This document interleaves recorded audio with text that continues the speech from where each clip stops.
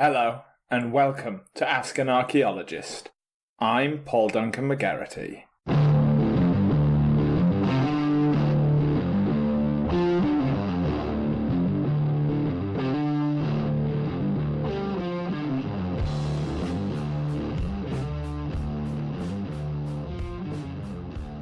Hello and welcome to another episode of Ask an Archaeologist with me, Paul Duncan McGarity. Or rather, not quite another episode of Ask an Archaeologist. It's the Easter holidays. I hope everyone who's listening, if you celebrate it or if you've got time off, are having a good one. I certainly am, but that means that I have not, I've taken a little bit of a break. Not been able to get one of the interviews together or collated the questions just yet. So instead of rushing it and doing a bad job of things, I thought we'd have a break just for one off, and instead, just so you've got something to listen to, if you are in the UK enjoying the frankly glorious sunshine or anywhere else in the world, this is a special. It's a little clip of some of the stand-up that I do about archaeology and history. I've talked about it enough. I might as well give you a little snippet of it. So I hope you enjoy it. If it's not what you've come for, you can just skip it. It's fine. But apart from that, I haven't got really much to say other than thank you to those who have sent questions in. Keep sending them in at Ask an Arc. Rate, review, tell a friend, all the other stuff. And just, enjoy a little bit of stand-up, enjoy a little bit of a break, and I'll catch you when I'm back next time. Alright, bye-bye.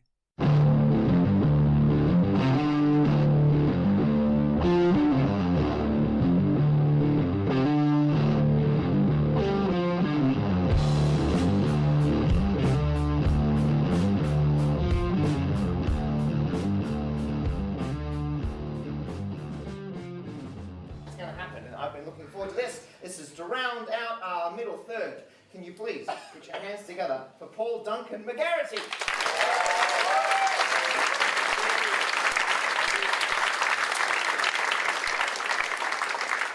Good evening.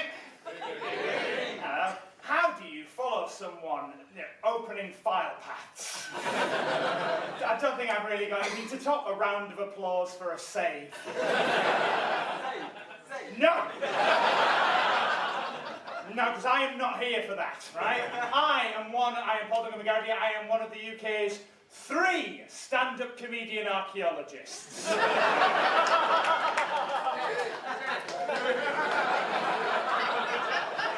Well, you created a monster. I thought there'd be fewer of us as well. I used to tell jokes about archaeology in normal comedy clubs on Friday and Saturday nights because I like the idea of dying alone and penniless in a garret. But then I started doing nights like this one. It was amazing, right? I stopped being heckled as much, but I have suffered a live peer review. I've also been at a gig that has been protested. It was amazing. It was a science festival, 2 days. And most of the protests were there for the scientists, but I'm an egotist. So I was like, some of this is for me. We were genuinely protested by some lovely groups. On day 1, we were protested by some homeopaths. Yeah. Only one guy turned up, but his impact was massive. I have an arts degree, I've got to do some audience tickling at the beginning. We protested, my favourite protest group came on the second day, when all of a sudden, a massive group of flat earthers suddenly appeared over the horizon.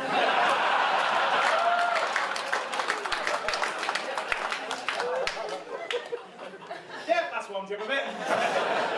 I'm going to try and do, I did an hour-long show last year at the Edinburgh Festival called A Practical Guide to Attacking Castles. Because of Steve, I've now got to do that hour in 30 seconds. It's true. It's called A Practical Guide to Attacking Castles. Fun title, isn't it? Something, yeah, thank you, sir. That's what I like, an audience that responds to questions. Thank you. Oh God, it's got too polite. I just need to check that everyone is happy with that one because I only got one bit of press while I was in Edinburgh, and I want to make sure that no one is here to see a practical guide to attaching castles.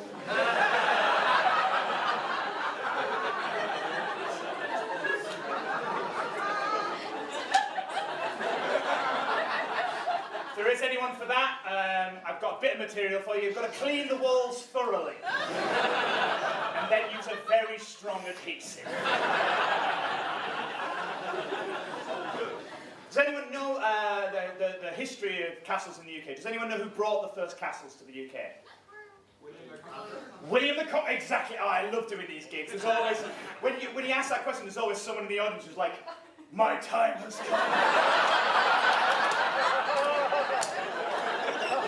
William the Conqueror, I did what I must.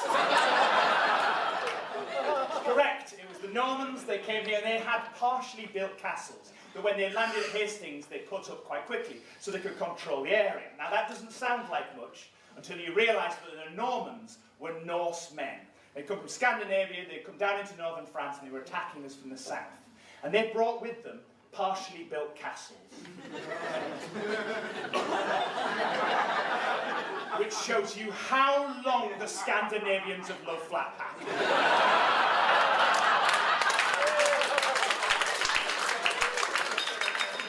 If you actually look on the Bayeux Tapestry, there is a panel where 4 of them are looking for an Allen key there. No one ever believes me when I tell them that, so there it is.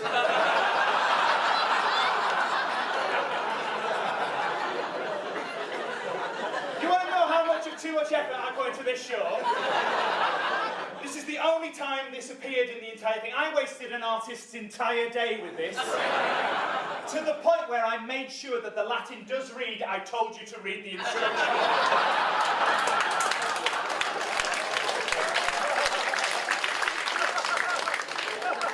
Week 2, a Latin scholar came to see the show and they laughed before anyone else.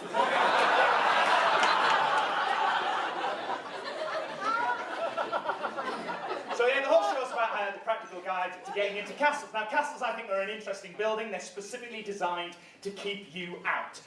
Everything about them is supposed to put you off, and yet people constantly would like look at a castle, hold a stick in their hand and go, yeah, I reckon I can take it. Right, I have been put off by high ticket prices. How much? Sod off, I could see it from here. What, it's got an armoury? Fine, take my money.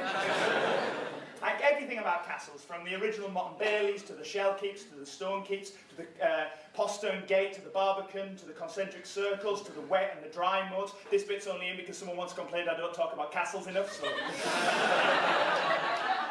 There are things in castles called murder holes. Yes, nothing good comes out of a murder hole. But I was fascinated. I wanted to know how to get into a castle. Now, there's some ways that I haven't got time to get into. They're like trick your way in, love your way in, inspire your way in. So let's look at some other ones that I couldn't do. It was things like the Trojan, you know the Trojan horse? You're nodding, yeah, exactly. So yeah. If you saw a big wooden horse outside your house tomorrow, you'd be like, absolutely not, full of great. Big wood knotter, maybe. There's another one that you can, really annoyingly, if anyone is genuinely wants to know how to get into a castle, the most successful way is a siege. Genuinely it is. A siege is the best way of getting to the castle, it always has been. You just gather lots of food and you wait for them to surrender, right? But I didn't think theatrically anyone would want to watch an hour-long show of me just sat here with a sandwich going. Give in! Then ask them for money. But a really annoying way that I found that you can get into a castle that you're not allowed, you can't use it anymore, is a very effective method was to attack during the Renaissance. Well, sorry, before the Renaissance. Because in the Renaissance, they invented perspective.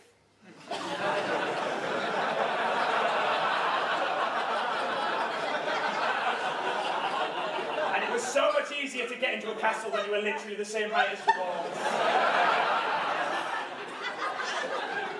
I showed this to some kids, a kids show, and the only question they had was, why are these two doing CrossFit? No idea.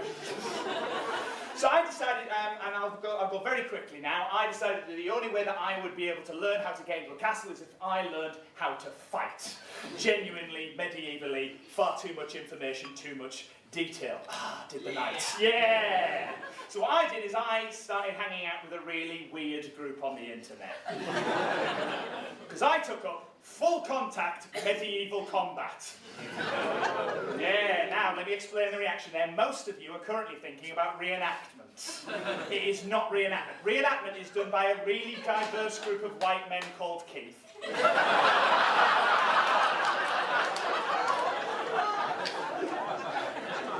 What I do is basically mixed martial arts in a full suit of armour. You can win by knockouts. It is insane. And people always ask the same questions. They're like, what kind of people are attracted to this sport? And I have to say that we use real metal weapons, and it hurts. So I'd say the people who are attracted to it are guys who haven't fully accepted what they're really into is BDSM. Get hit in the leg like, nah, that hurts. I hope it doesn't happen again.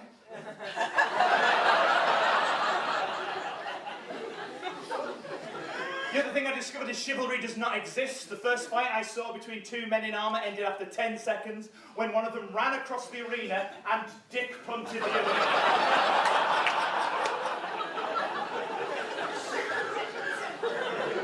You ever heard a man whimper in a helmet? I have.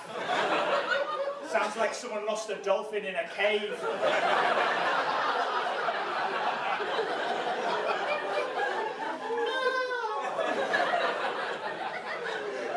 The other thing people ask me is it safe? And before I answer that, let me just say, how good is the NHS?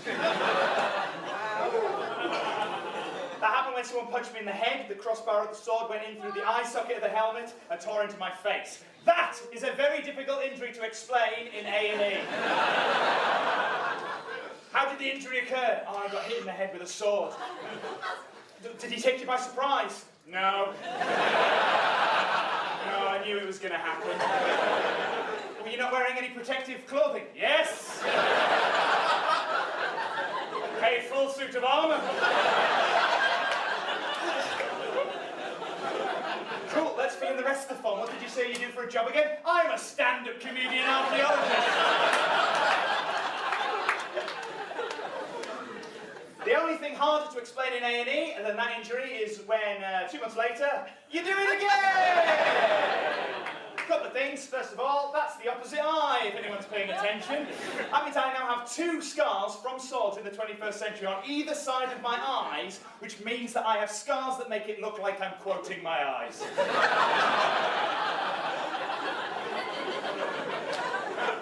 I've only ever met one person who has a facial scar from a sword before, right? And he didn't have anything like this. No.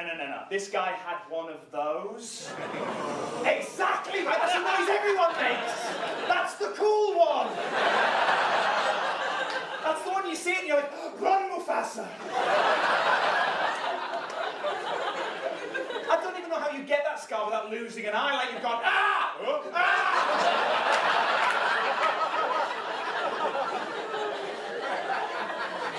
Wrap it up very quickly, but I need to show you something else, and I need you to know that there's another injury in this picture, but I have cropped it out because I learned something else that day. Like I said, too much details.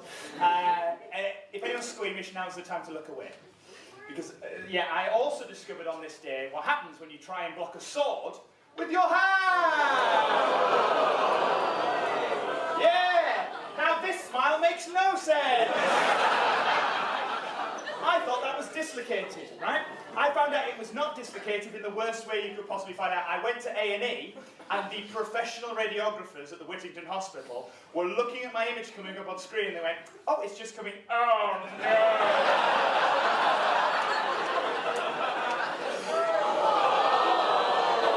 Right, no one feels sorry for me. That injury meant I got to try morphine for the first time.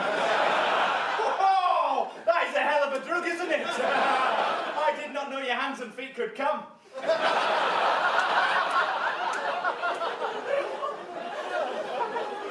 You want too much detail? If anyone is paying attention, that is the proximate proximal end of my little finger's phalange, and it is in the wrong socket. People still find this too much to look at, so I have recreated it in breadsticks.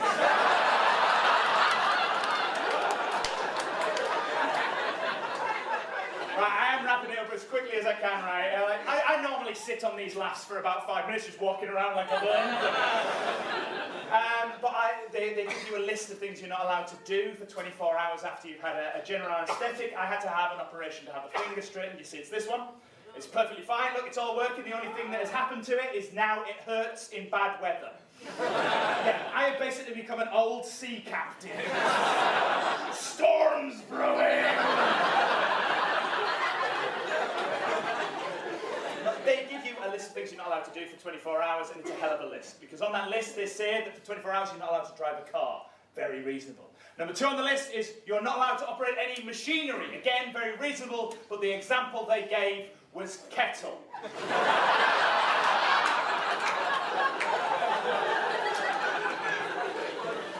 But then my favourite one was this one. For 24 hours, I was not allowed to make any important decisions or sign any documents.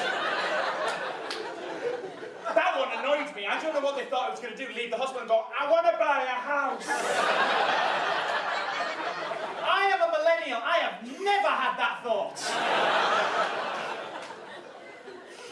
That one annoyed me, so I actually genuinely tried to find ways to break it, which meant that I ended up voting in an election.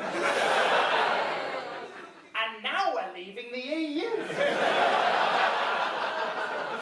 Right, I haven't got time for any more. Thank you very much. Have you applauded for Gary?